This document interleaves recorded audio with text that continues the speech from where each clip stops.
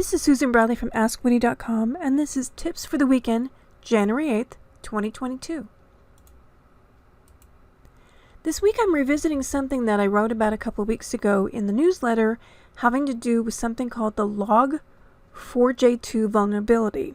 And what this is, it's a logging software that's used quite a bit in applications all over the place, and especially in line of business applications.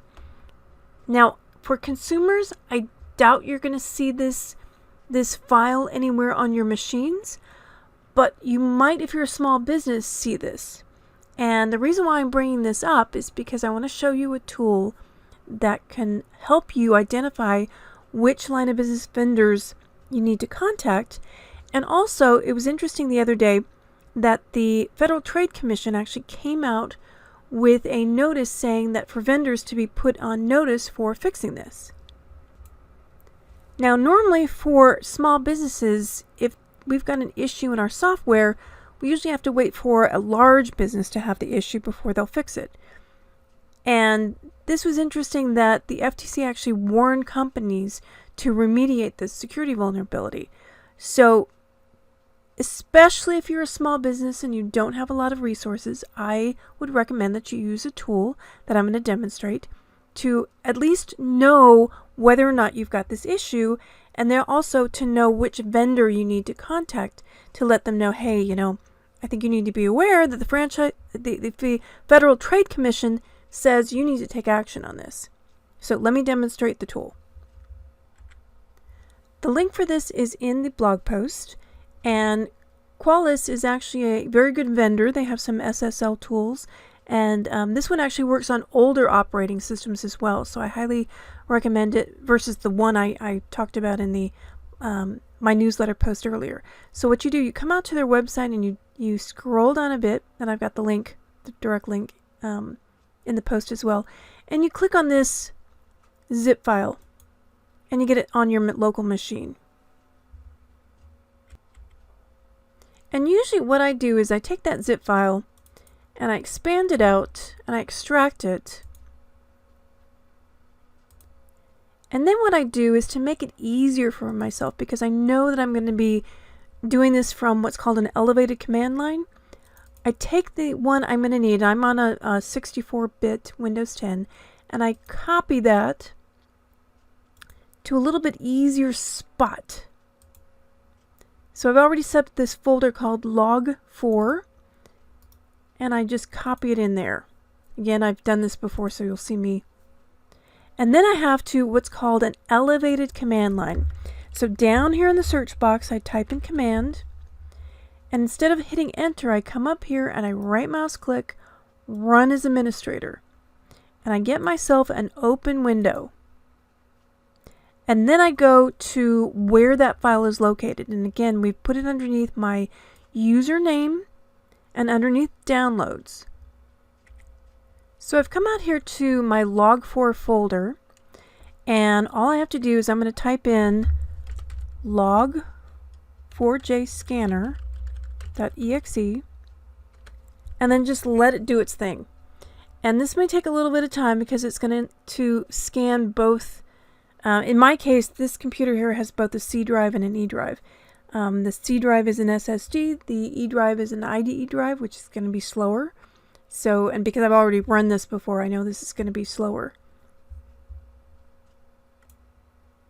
Now, I already ran this on my laptop, and as you can see, it has no vulnerabilities found and no files found that match that log4j scanner or the vulnerable file. So I know on my laptop I have no such files on there. On this desktop here, it's finding ones on my F drive. And these are old files I haven't used in ages. So if I want to take the time to go into this folder and actually delete that file out, I can. And that, again, that's telling me that this is underneath the F drive and in this specific cache file, again, that I haven't used for years and years and years. So you can see it's finding a few files here and there. And here it finished up and said I've got 2 files found, that are vulnerable, and you can see that they're right there flagged. And again, I can go into that F drive Oracle, delete out that product. I don't even use the file anymore, and all is well. Now, at the office, however, I'm not in such a great position because one of my line of business applications actually has that file. At the office, I've got potentially 26 files on my system that has a potential vulnerability.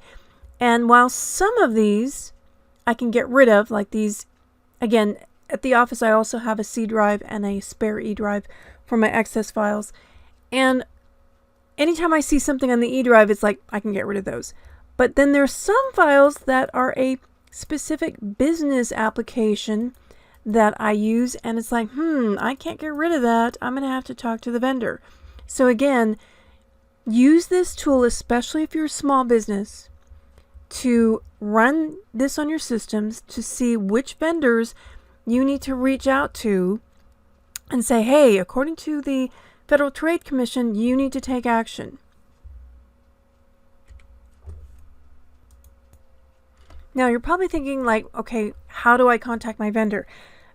Call their support department.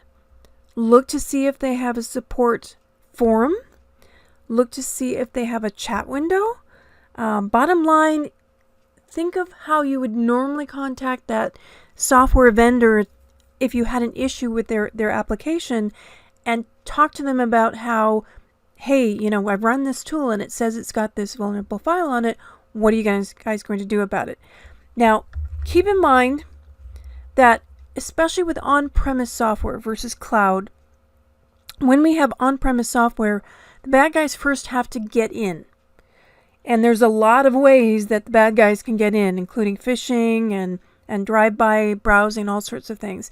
And once they're in, they can use, quite frankly, any number of ways to attack us.